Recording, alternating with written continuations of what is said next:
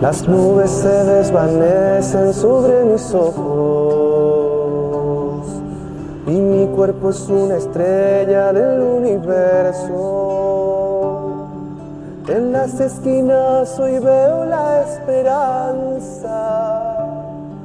¿Será que ya estamos todos para buscarla? Toma mi mano y lleguemos al arco iris.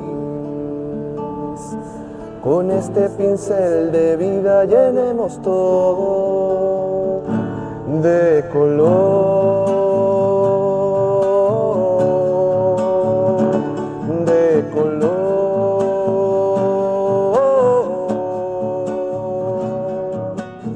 Voy a cantar tan fuerte por nuestra tierra,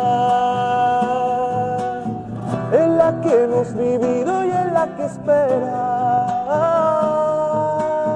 Porque mañana ya no seremos dos, porque el futuro espera nuestro pasar y nuestro color. Bienvenidos a la tercera entrega de la serie documental Identidad. En el capítulo anterior vimos cómo se conforma el pueblo de Quilicura, la fundación, sus alcaldes. Todo lo que concierne a la vida política y social de Quilicura. Cómo se conforma la vida en los fundos. Las relaciones entre patrones e inquilinos.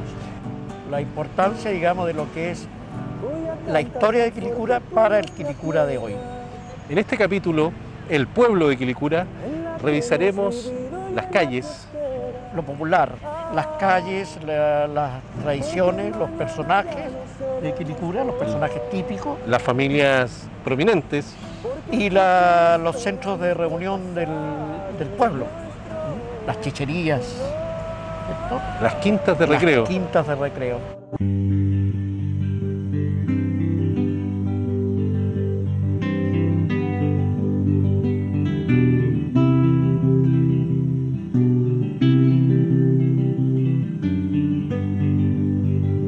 Hoy día yo hago referencia a esto, pero la gente no ubica. Pero Quilicura se dividía en varios sectores que los lugareños y los pobladores de entonces lo tenían clarísimo. Voy a nombrar algunos. Existía la estación.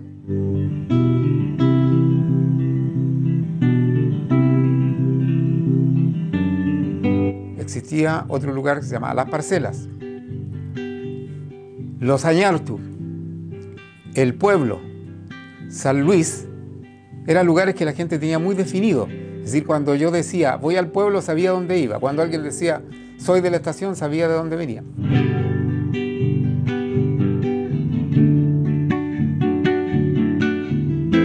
La plaza de Quilicura, tradicionalmente en las ciudades hispanas, europeas, el centro social. Fernando, ¿cuál es el rol histórico de las plazas?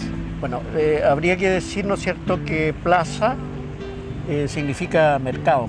Mercado. Lugar de intercambio. Eso es una plaza. De repente nos llama la atención cuando viajamos a algunos países de América y nos dicen vamos a la plaza y nos llevan al mercado. Ese es la plaza es el lugar de intercambio. La antigua ágora, claro, de la cultura griega. Claro, se daba porque los comerciantes llegaban a vender sus productos a lo que era la plaza. Digamos, el nombre más correcto de lo que conocemos como plaza hoy día sería parque. Digamos. Nosotros le llamamos parque a extensiones más grandes, pero en el fondo es lo que le llamamos plaza, etimológicamente, digamos, es lugar de intercambio, mercado, eso es la plaza. Y en la cultura española, plaza de armas. Claro, porque es donde se velaban las armas. Velar las armas. Claro, se ponía ahí estaba la picota, que era el lugar de castigo en la ciudad española, ¿no? Estaba al centro de la plaza. ¿Ah?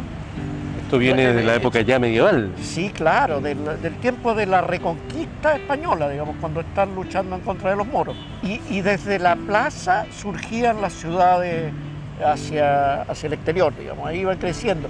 La plaza era el centro de la ciudad. La plaza era una plaza diferente, bonita, una plaza de campo, de pueblo más bien, donde había un gran estanque que en esos años teníamos agua de noria, no había agua potable. El que era más pudiente tenía una bomba donde podía sacar agua. Sí, efectivamente, como lo fue el sector céntrico de lo que es Quilicura, estoy hablando hoy de lo que es la plaza de Quilicura y la calle José Francisco Vergara. Bueno, la municipalidad estaba donde hoy está la dirección de obra, que es esa casa de piedra grande que hay ahí al lado de urgencia del Sapo. Ahí estaba, porque donde está el Sapo hoy había una cancha de básquetbol ahí.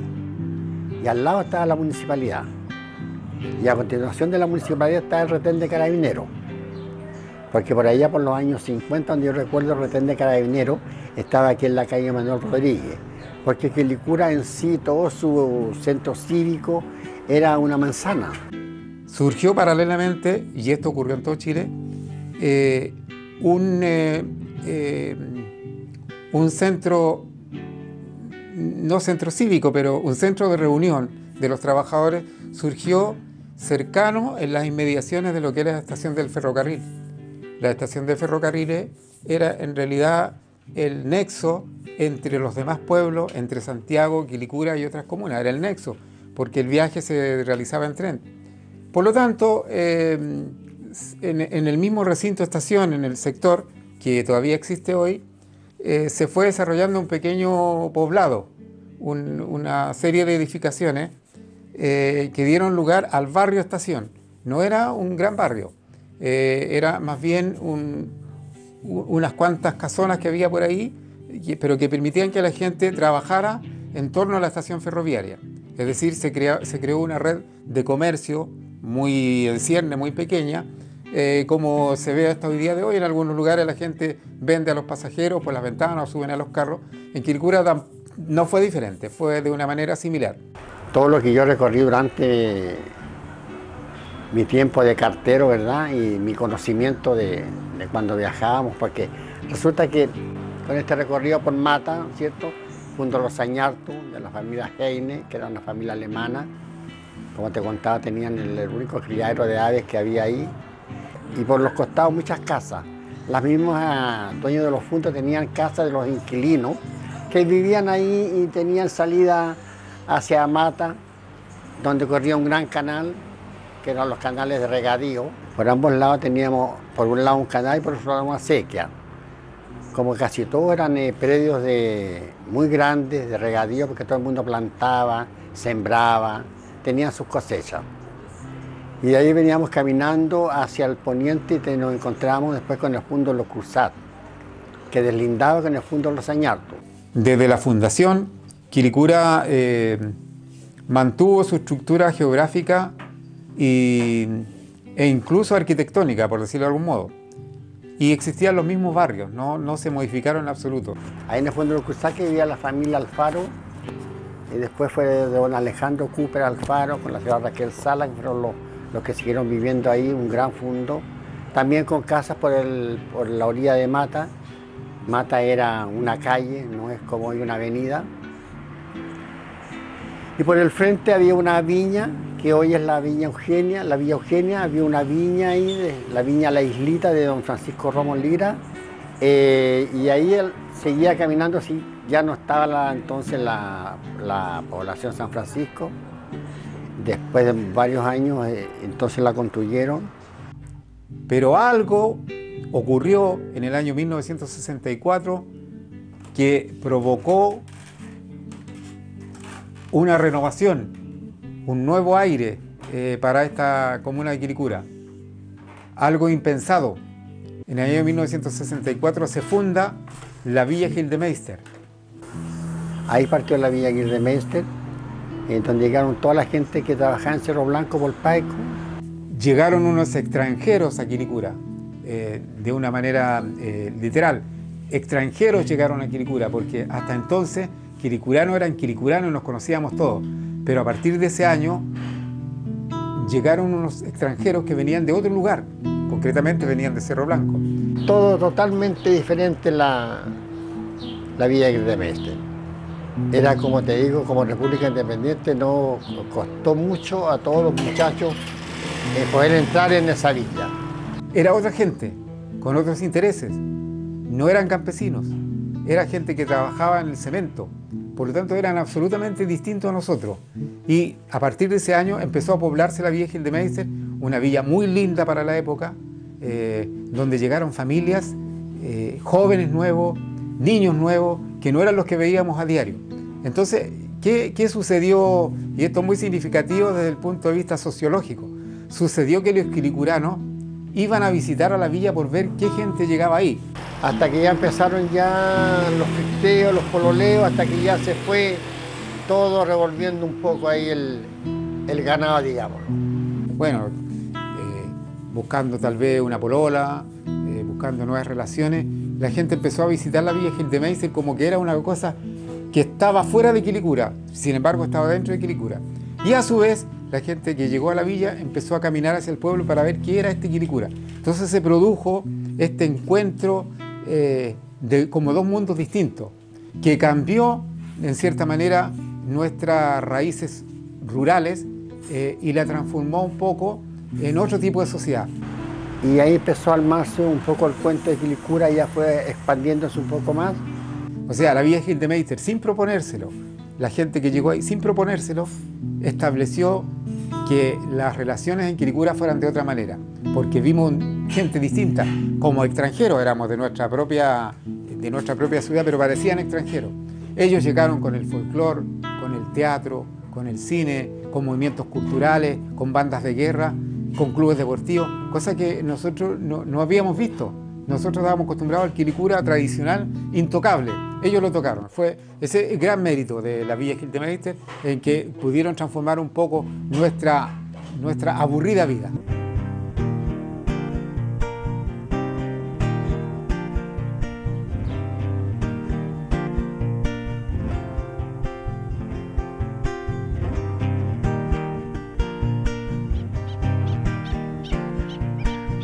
Y seguíamos por el frente del Fondo de los Cruzados, donde veníamos caminando, y al lado del Fondo de los Cruzados del Lindagui, en el Fondo de los Marcoleta, donde está el silo, donde toda la gente la conoce por la vía Los Ulmos, es hoy. Ahí está el silo que quedó como recuerdo, eso, como testimonio de que ahí estaba el fondo, porque en el silo de donde se cosechaban todos los alimentos de esos años que se hacían para los animales, porque ahí se juntaba toda la caña del maíz.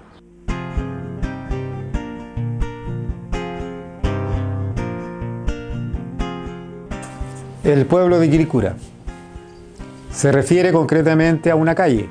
El pueblo de Quilicura es la calle José Francisco Vergara, que a partir del año 70 adquiere un movimiento un poquito más grande de lo que tenía antes y se establece un nuevo tipo de comercio. Las micros pasaban por Francisco Vergara hasta San Martín, doblaban por San Martín, hasta Blanco Encalada y terminaban aquí en la calle Manuel Rodríguez, que era donde está el retén de Carabineros, y ahí hacían el paradero. Una vez que hacían el horario, se devolvían, hacían el mismo recorrido, Blanco Encalada, San Martín, Vergara, O'Higgins, Mata, Mapocho. Entonces seguían por los pasos de Huechurá, que se llaman esos años. En Quilicura no existía ningún aviso luminoso. Los avisos luminosos surgen en Quilicura después de la década del 80. No existían avisos luminosos, era raro ver eso. En la calle Francisco Vergara se concentró toda la parte cívica, toda la parte comercio. Ahí estaba el almacén grande, estaban los restaurantes, estaba la peluquería, estaba la verdurería, estaba lo único fuente de soda, refrescos Roma, de la familia Mendoza Moreno. Estaba el restaurante Juanito de Juan Arias, por el mismo lado, se hablaba por el lado sur, y de ahí seguía el restaurante Juanito, al lado vivía la familia Alvarado, que tenía la carnicería, que estaba al lado de la iglesia evangélica, que todavía la iglesia está. Entonces el pueblo de Quilicura tenía en el centro, lo que hoy se llama Arcos, estaba la escuela 165, una casona de adobe vieja, que más o menos tenía unas 8 salas, y que es donde estudiaban los niños y jóvenes que vivían en el sector del pueblo. Posteriormente este mismo colegio se trasladó a lo que hoy es la Escuela de Estado de Michigan, que está ubicada en José Francisco Vergara frente a la villa de Popeye de la Concepción. Al lado de la iglesia evangélica hay una casa que sobresale, que había un almacén, que era la señora María Silva. Y de ahí a continuación para allá, por ese mismo lado, estaba una gran quinta, una gran viña, quinta con árboles frutales, que era la quinta San José, de don José Contreras. ¿Qué está ubicado actualmente ahí? ¿Qué está ubicado ahí en la quinta San José? Está ubicada la población de la Epopeya, está en la quinta San José, porque esa gente se tomó eso ahí, en el tiempo de las tomas, en los años 70, fue un campamento, el campamento se llamó San José primero. Y después fue la Epopeya de la Concepción, le pusieron como nombre, y esa gente quedó viviendo ahí. Y si ahora no se ve mucho la población, fue porque las reservas que quedaron adelante de esa población vendieron aparte para hacer locales comerciales. Y más allá, a continuación, estaba el restaurante El Plaza, de don Rafael Plaza, el restaurante San Rafael. Y al lado del restaurante San Rafael, en la esquina de Vergara con San Martín, había una cancha de fútbol ahí. Bueno, debo decir primero que de esta época que estamos hablando, del año 40 al 50, al 60, Quilicura no contaba más de 25.000 habitantes. Era un pueblo muy pequeño, una aldea rural muy pequeña en que se establecían relaciones muy familiares. Es decir, era muy difícil que alguien no ubicara a una persona que era de Quilicura. Era muy difícil, todos nos conocíamos, o todos se conocían, mis padres, qué sé. Un ambiente muy grato, porque no existía violencia, no existía la envidia, porque todos eran más o menos del mismo nivel social. Ni siquiera aún se abría la posibilidad de que la gente viajara a la capital a educarse. Ahora nos vamos a devolver por San Martín y Vergara. San Martín con Vergara, donde vivían las madamas, la señorita Hortensia y la señorita Berta Dussel. Dussel, sé el otro apellido, pero no sé pronunciarlo. Y ellas eran dos señoritas, en principio eran tres. Una falleció, no supe el nombre de la otra, que tenía una gran viña que partía por una parte de Vergara hasta, entraba por San Martín, doblaba por Guardia Marina, hasta la mitad de Guardia Marina, era toda la propiedad de la familia Dussel, de las madamas. Ellas tenían también viña y hacían una rica chicha, un rico chacolí y hacían un rico vino tinto. Ellas hacían eso y era exclusivo eso de ellas. Y eran conocidas las madamas porque fueron las madamas. La gente recibía un salario el día viernes. Es importante esto porque ese salario le permitía comprar algunos enseres, muy poco lo que había. Entonces se trasladaban de los distintos lugares, de los fundos que había en Quilicura, porque había muchos fundos, se trasladaban hacia el lugar central, que era lo que se conoció como el pueblo. En esta época surge un almacén más o menos grande, que la gente le denominaba el Gringo La Llanta, de la familia Mangiamarchi, que se vinieron a establecer aquí a Quilicura, y crearon un almacén bastante grande, muy surtido, en que había todo lo que uno pudiera imaginarse. Porque el almacén de don Alfredo Mangiamarchi era nuestro supermercado en esos años, porque ahí tú encontrabas todo lo que no había en ninguna parte. Estaba el hilo para la modista, estaba la wincha, estaba el dedal, estaba la aguja, estaba el género, la cinta, estaba todo lo que tiene que ver con la agricultura. Desde un parche curita hasta repuestos para bicicletas, colchones, todo lo que pudiera imaginarse. Estaban todos los fertilizantes para la tierra ahí en ese negocio. Ahí había hasta la bolita de cristal para jugar. Entonces la gente ahí gastaba un poco su salario, es decir, lo gastaba todo, yo creo, en realidad. Y esto creó la posibilidad de que la gente conversara más, y como ese no era un lugar de conversación porque estaba un poco aislado, normalmente la gente se iba al sector pueblo, donde había una farmacia, la única que había, donde había una verdulería, la única que había, donde había una fuente de soda, la única que había. Había unas casas donde vivía la familia Carvajal, la familia Venega. Después ahí a continuación había una casa grande donde vivió doña Hilda Sorzano, la mamá de Juan Luis Chaperón, la dueña de la farmacia. Ahí ella llegó a vivir con su marido, don Juan Chaperón, que era el papá de Juan Luis Chaperón, que lo conocí. Y a continuación venía la propiedad que era de la familia Santa Cruz, me parece, de donde está la escuela Michigan hoy, que esa fue la escuela 165 que se trasladó para allá. Y esa propiedad llegaba hasta donde está hoy. Hay unos locales comerciales ahí, porque esa propiedad fue de la familia Santa Cruz.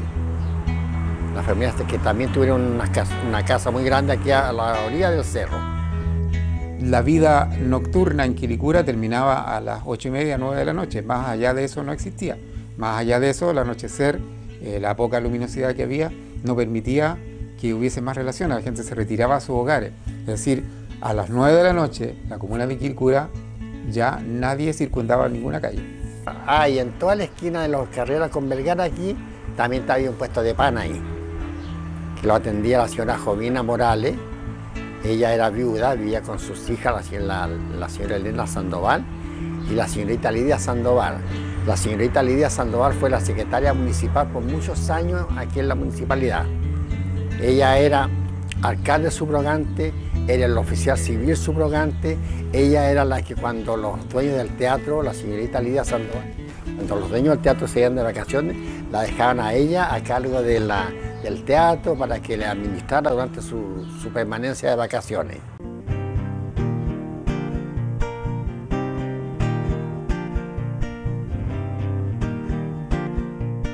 Debo hacer referencia a que el día sábado era un día como extraordinario, porque el día sábado funcionaba un cine, día sábado y día domingo, un pequeño cine, unas butacas de madera, muy viejo, de adobe. Yo creo que tenía capacidad para unas 150 personas, no creo que haya tenido más, yo estuve muchas veces ahí. Y ahí hacían furor las películas mexicanas. Un recuerdo bonito del Cine México, era nuestra entretención. Teníamos matiné y noche, era el día domingo. Bueno, veíamos puras películas mexicanas.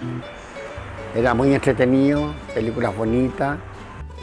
A través de este Cine México, la gente se enteró de Jorge Negrete, se enteró de Miguel Aceves Mejía, se enteró de un montón de Lola Beltrán, de una serie de artistas mexicanos que cantaban, Pedro Almendari, etcétera, Cuco Sánchez. Mira, era una casa que tenía un segundo piso de esos años, con una subida de escala, diría yo, pobre, pero la tenía, era entretenida, con una galería que era platea y galería, una galería de pueblo, un teatro medio artesanal. Y estas películas mexicanas motivaron que una que otra radio que existía en esa época o posterior tocara música mexicana. O sea, lo que más se escuchaba en Quilicura a partir de los años 50 para adelante, 50 y tanto en realidad, era la música mexicana. Que antes de comenzar la función tenía una ventana en el segundo piso donde ponía un parlante con música hacia la plaza. La gente se sentaba en la plaza a escuchar la música que daban, que ponían del teatro. Y ahí nos íbamos ya la hora de la función, empezaba la gente a entrar, pero era muy simpático, muy entretenido. Y este Cine México hizo bastante historia porque tenía bastante aceptación la película, era muy divertido porque la gente se hacía partícipe de lo que le ocurría a los protagonistas. Es decir, suena muy raro, pero la gente aplaudía a los buenos y pifiaba a los malos, de una manera muy extraña. Es decir, la gente aplaudía cuando el jovencito, que era el que defendía a los pobres, ganaba, por ejemplo, en un combate de pistola, la gente lo aplaudía en el cine, como que estaba vivo, y pifiaba a los que eran malos. Eso ocurría en Quilicura, en esta época. Así de ingenua era nuestra participación. Películas de esos años mexicanas, porque el dueño del teatro, don Oscar Araya, era de la parte del directorio de las películas Pelmex en esos años. Entonces él nos traía todas las películas, a veces las que no se estrenaban, las traía todas para acá.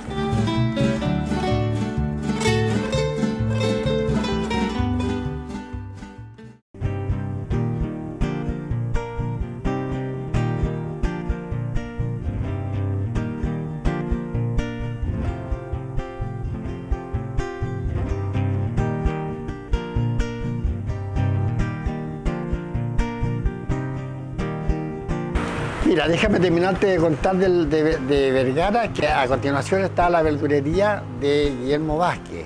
Las demás eran todas casas, una casa por media, y ahí continúa la escuela 165, que hoy es donde está el Paratí. Y a continuación estaba la carnicería El Águila, de don Luis Jiménez, el Cacho Paragua le decían.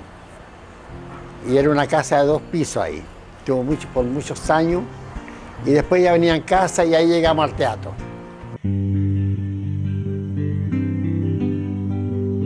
Como en todos los pueblos de Chile existen calles con los nombres de los héroes de Iquique. Calle Serrano en el centro de Quilicura. También recuerda a Uno de los héroes de Iquique.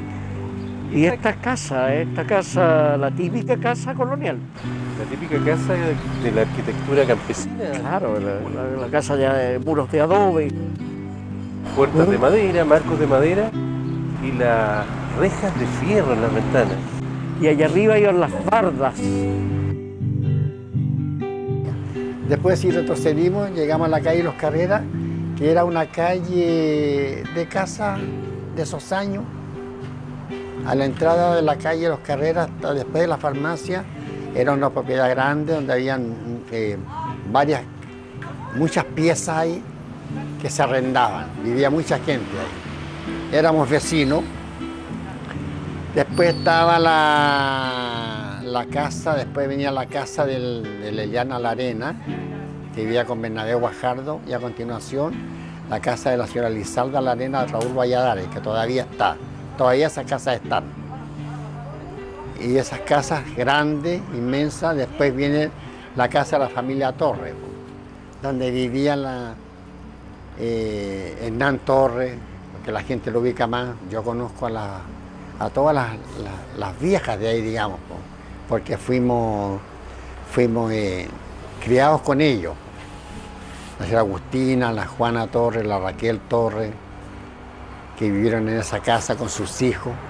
Quilicura era una zona eminentemente rural, que contaba, como he dicho, con muy poca luminosidad, con muy poca locomoción, con gente que se conocía mucho, que éramos todos familiares, todos amigos. Bueno, y Los Carreras terminaba aquí en Los Carreras con Guardia Marina, con la casa de la señora Ana Mangiamarchi, que está aquí al frente, una casa muy grande. La señora Ana Mangiamarchi fue profesora de la escuela 165, y ellos vivieron muchos años aquí, después se fueron a Venezuela y vivió con sus hijas aquí y su hijo menor. Ella era hermana de don Alfredo Mangiamarchi, que tenía el almacén aquí en Blanco Encalada. La calle, doblamos por la calle Guardia Marina, que era una calle sin pavimento, una calle de tierra, que fue nominada la calle Los Quiltros de Arcillo porque había muchos perros. Lo que pasaba en mis años de niñez, por ejemplo, es que uno no salía mucho más allá de una cuadra de la casa, porque las calles en esos años eran alumbradas por lo que yo digo, por ampolletas de 100 bujías nomás, no era más iluminación. Entonces las calles eran oscuras, eran otros tiempos en que todo era diferente, en que tú no vivías con rejas en las casas, en que no echabas llave, en que solo bastaba un alambre o un pestillo solamente para cerrar la puerta de calle. Y todas las casas usaban por dentro, usaban trancas para cerrar las casas, porque eso era. Hoy ya no se usa eso. Yo todavía tengo aquí una puerta con tranca. Pero empiezan a ocurrir una serie de cosas en Quilicura, fundamentalmente con el aspecto, yo diría, social-cultural. Hay 3 factores que inciden en esto poderosos. Son 3 factores los que determinan esta nueva forma de vivir. Una es la Iglesia Católica, una es la Iglesia Evangélica y el otro es el fútbol. La política casi nada, porque alguien me hizo referencia a que también existían los movimientos políticos. Los movimientos políticos estaban centralizados en Santiago, ni siquiera en Quilicura. Por lo tanto, las direcciones, si alguien tenía alguna preferencia política, no había células políticas en Quilicura antes de los años 60. Existía un núcleo central que se manejaba desde Santiago de Chile. Pero en torno a la Iglesia Católica surge la posibilidad de que los jóvenes de la época que no tenían espacio en ninguna parte porque eran que venían desde el campo, aunque ya estaba un poco más poblado y tenían un cierto carácter urbano, el pueblo de Quilicura. Los jóvenes que no tenían espacio se reúnen en torno a la Iglesia Católica. Justamente en el año 1960-62 se establece un movimiento nuevo que se llama Acción Católica, la Acción Católica, que reúne a muchos jóvenes, muchos, y que les da participación. La gente en principio iba a la Iglesia Católica porque ahí se encontraba con sus pares, pero posteriormente la Iglesia consideró esto y le dio un espacio a la juventud.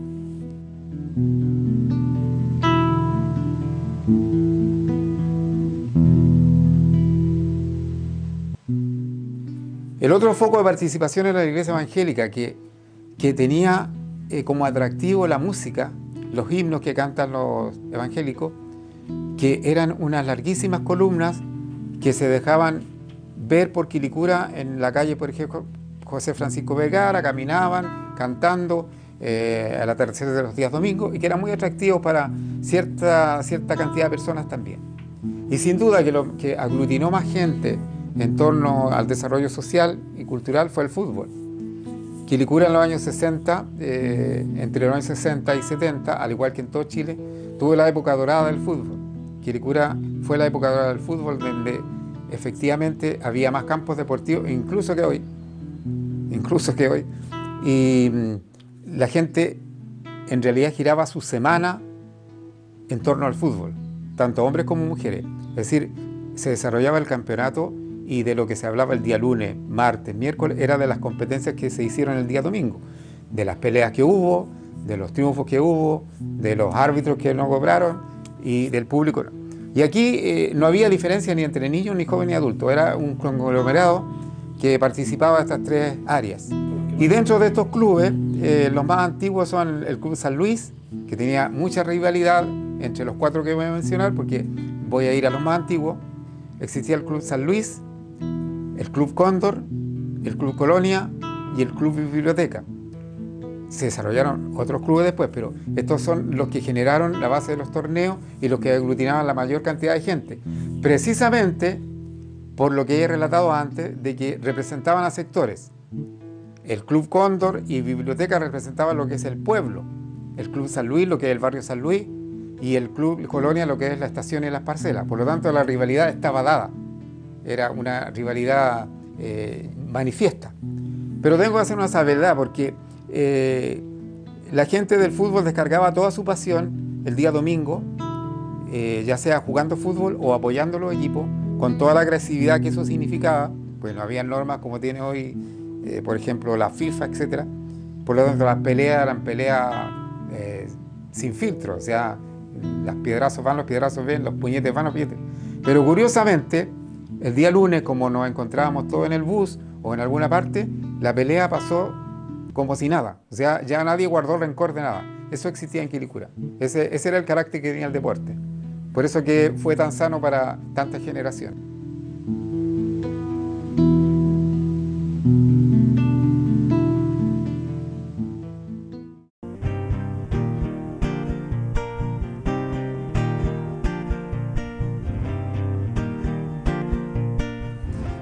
Me voy a ir al año 1958, antes de los 60.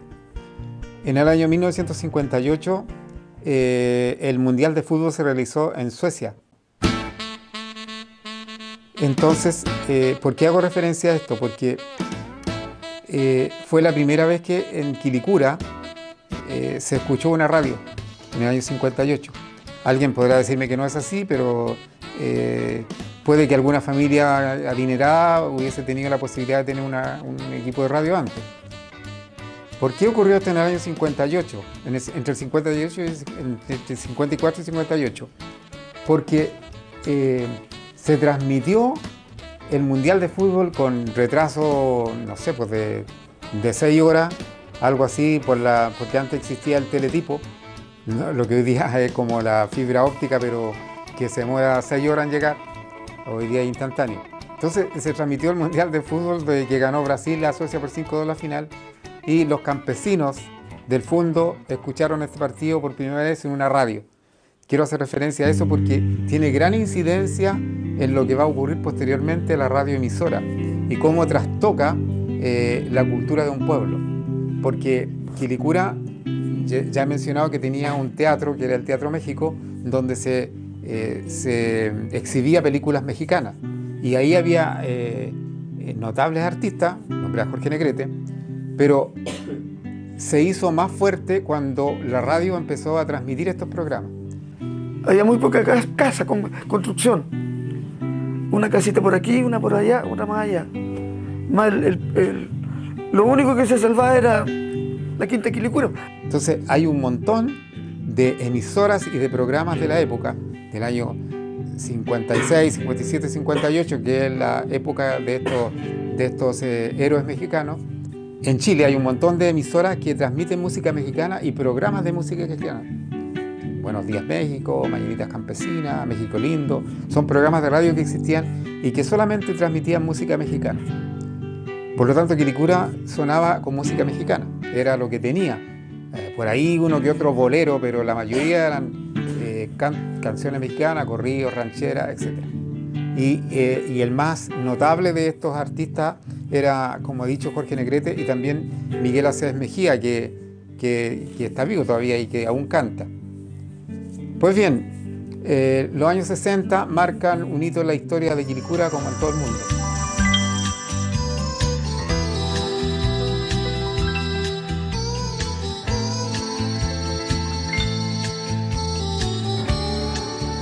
En el año 60 hubo aires de renovación en el planeta que fundamentalmente tuvieron que ver con la aparición del movimiento juvenil. El movimiento juvenil ya venía en el mundo siguiendo a ídolos de la canción, porque todo se desarrolla desde la canción, desde la música. Desde la música viene la transformación en este caso. La gente ya en la época del 1958-60 escuchaba a Elvis Presley, que de alguna manera empezó a aprender en los jóvenes y a dejar de lado la música mexicana, por eso hacía referencia a lo anterior. La música me trajo a Quilicura. Como yo era músico, entonces ya tocaba por aquí y por allá, y un amigo me dijo, ¿sabes qué falta un guitarrista? Y sin duda lo que trastocó y transformó toda la sociedad, no solo en Inglaterra o en Chile, sino también en Quilicura, fue la aparición del conjunto de los Beatles. El conjunto de Beatles tuvo una gran importancia en el mundo, en los jóvenes de esa época. En Quilicura también se dio este movimiento que tenía que ver con una manera distinta de vestirse, con una manera distinta de llevar la vida, con una manera diferente de peinarse. Es decir, que los jóvenes empezaron a adquirir una autenticidad propia.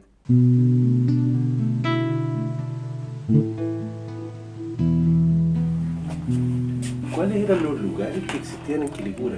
En ese tiempo, bueno, estaba una de las quintas grandes, la Barcelona. La Barcelona era una de las grandes que había. Después estaba la Quinta de Quilicura, ahí toqué harto tiempo, en la Quinta de Quilicura, con don Alfonso Galás. Entonces, no están en todas las comunas las quintas de recreo, pero en Quilicura había al menos 3 que eran muy grandes y que atraían mucha gente, no solo de Quilicura, sino de todos los suburbios de Santiago. Venía gente a pasar las fiestas los sábados de la noche a las quintas de Quilicura. La Quinta Barcenola, la Quinta Quilicura, el restaurante Quilicura y otras quintas menores que había. Bueno, en su principio la Quinta Quilicura inició como restaurante La Estrella, ubicado en un costado de la plaza de Quilicura, en O'Higgins con Vergara. Ahí se inició el restaurante La Estrella de don Alfonso Galá. Después pasó a ser la Quinta Quilicura, cuando vio que esto fue un boom. Bueno, era un local bailable, pero bien artesanal. No con mucha, como dijera, no con tanta, muchas fotos, que cuadros para allá, para acá, no. Era bien sencilla, pero amplia. Después de eso, don Alfonso se trasladó un tiempo a la carretera panamericana, allá donde estaba la Pegaso hoy, hay un tremendo terreno que él se fue para allá.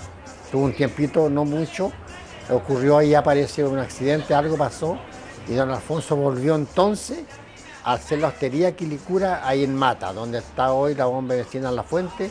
Ahí don Alfonso hace un gran local, tuvo un mini zoológico con un gran estacionamiento para adentro, con regias orquestas, buena pista de baile, todo de primera. Era muy entretenido porque yo recuerdo, lo voy a hablar en tercera persona, pero los niños tenían una fuente de ingresos con estas quintas, porque cuidaban los autos. De ahí surgieron los primeros cuidadores de autos, yo creo que en Santiago, que los niños iban y le cuidaban los autos a los clientes que venían de otros lugares y recibían una moneda por eso. Entonces la gente venía, en realidad la más conocida era la Quinta Barcelona, que está ubicada justo en la plaza de Quilicura, donde está el Banco de Chile. Era más, como te dijera, más sencilla. Ahí podía entrar cualquiera, podía hacer cualquier desorden ahí. Claro, las peleas. Y ahí se difundía la música tropical, es decir, y ahí surgieron unos grupos musicales que fueron los que como que dieron vida musical a este pueblo, y las sonoras se hicieron famosas ahí por la música de Pérez Prado, recién apareciendo la cumbia como estilo de baile, los tangos, las orquestas porteñas argentinas, y la pasaba muy bien en realidad la gente. Se llenaba los días sábados en la Quinta Barcelona. La otra era la Quinta Quilicura, que se trasladó a la calle Mata, lo que hoy día es el condominio La Fuente. Ahí existía la Quinta Quilicura, que era muy grande, muy linda, muy hermosa. Incluso tenía un zoológico a la entrada. Ese empezaba a las 11 de la mañana, los viernes y sábados. Sábado y domingo, perdón. Sábado y domingo. Y ahí me instalé yo a tocar. Prácticamente, por ejemplo, se juntaban los amigos. Entonces entraban a la quinta. Era de propiedad de don Alfonso Galás, cuyo nombre da origen a una población en Quilicura. Pero eso es otro capítulo. El caso es que estas eran como lugares de atractivo y de atracción turística. Mucha gente venía a visitar Quilicura fundamentalmente por estos centros bailables. Y en realidad la pasaban muy bien. Se pasaba muy bien. No eran tanto para los quilicuranos, porque la gente de Quilicura, los campesinos que he mencionado, la gente del pueblo acudía a las quintas, pero más bien se instalaba a mirar lo que bailaban los demás.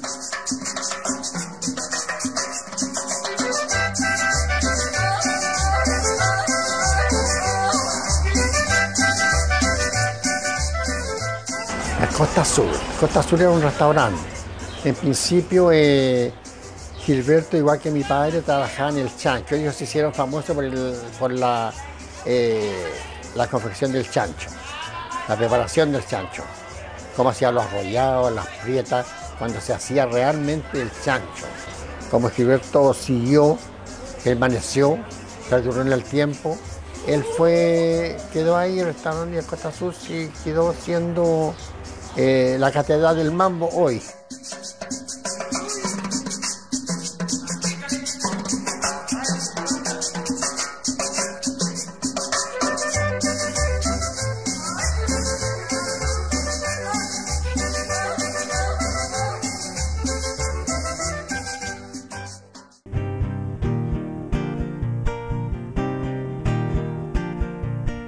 Qué entretenido este capítulo. Muy entretenido porque es el acervo cultural un poco de lo que es Quilicura. Del pueblo, del antiguo pueblo. Del pueblo, con todo lo que significa pueblo, digamos, con todo lo que tiene que ver con la tradición, el sentir, todo lo que implica el pueblo de Quilicura, la identidad, que es parte de la identidad quilicurana. En el próximo capítulo nos trasladaremos hacia el silo, hacia la estación. El próximo capítulo alrededor del silo de Quilicura. Nos esperamos. No se pierda identidad.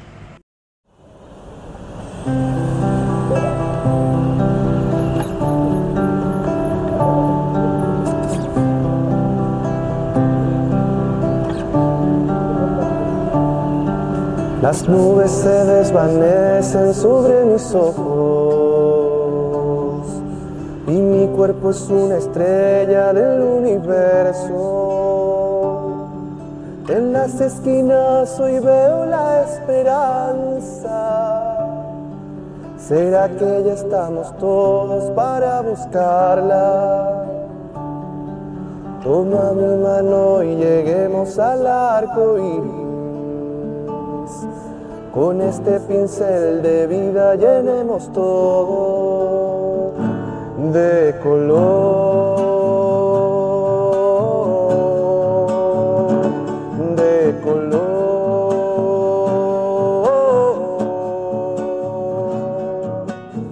Voy a cantar tan fuerte por nuestra tierra